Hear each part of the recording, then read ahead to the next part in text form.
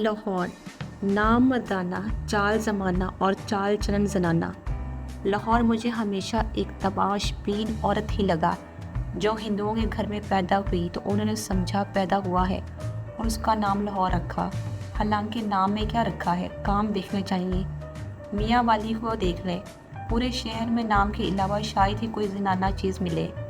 मेरा दोस्त फे कहता है लाहौर बहुत मुअम्मर है, जिसकी वजह इसका हिंदू होना बताता है, क्योंकि उसके बकौल हिंदू मज़हब सबसे पुराना है।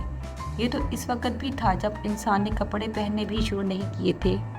ठीक ही कहता है, हिंदुओं के देवी देवताओं को देख कर यकीन हो जाता है। मुसलमानों ने इसे बांदी बना कर रखा। शहनशाह अकबर ने इसे अपने हरम में लिया तो इसे 4 दीवारी की चादर उड़ा दी, जो अंग्रेज़ों ने आकर उतारी और इसे ऐसे ही कर लिया जैसे अपनी बीवियों को किए रखते हैं।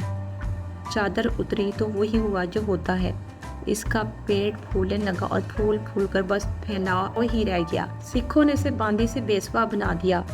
सिख शाही में ये भी सिख हो गई और ये बात कोई नवारिद आंखें बंद करके सिर्फ सूंघ कर बता देता था।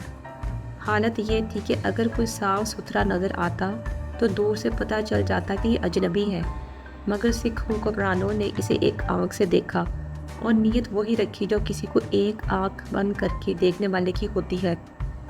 सिखों के दौर में यहाँ तवाइफ का राज था और मुसलमानों के दौर में तवाइफ मलूकी का।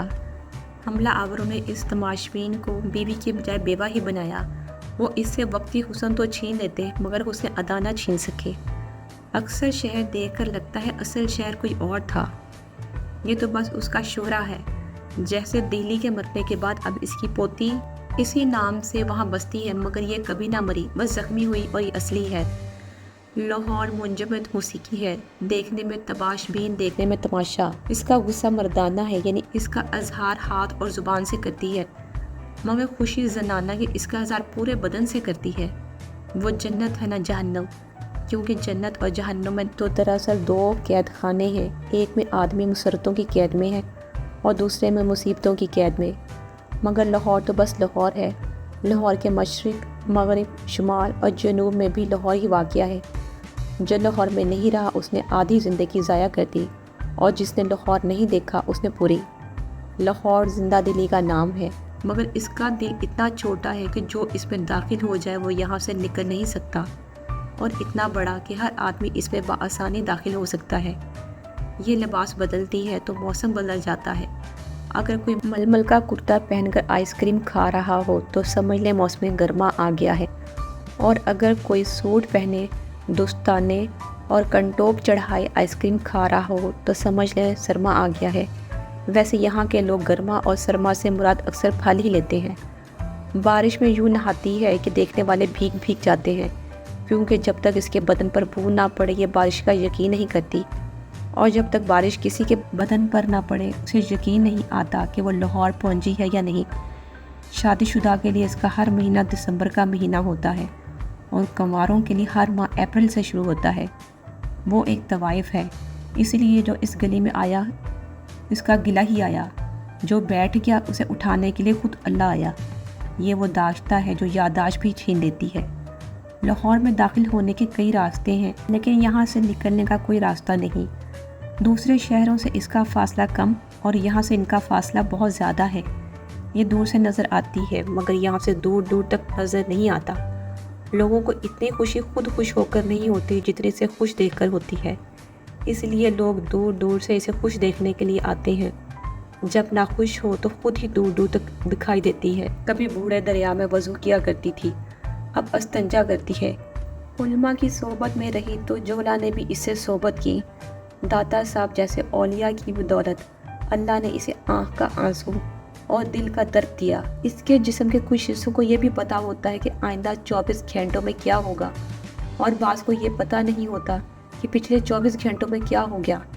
बच्चों को हाल, जवानों को मुस्तकबिल और बूढ़ों को माजी नज़र आती है। खाने के मामले में पक्की मुसलमान है, यानी हर खाना यूँ खाती है जैसे आखिरी खाना खा रही हो। जब सुहागन थी इसके बाजों में दरवाज़ों की सूरत दर्जन भर चूड़ियाँ थीं। अब तो बस इन चूड़ियों के बाजों पर निशान ही बाकी हैं।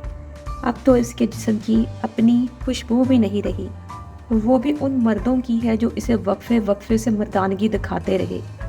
میرا دوست فے کہتا ہے وہ مغلوں کے دور میں لوگ لاہور میں آ کر رہنے لگے۔ میں نے کہا یہاں تو اس سے پہلے بھی لوگ موجود تھے۔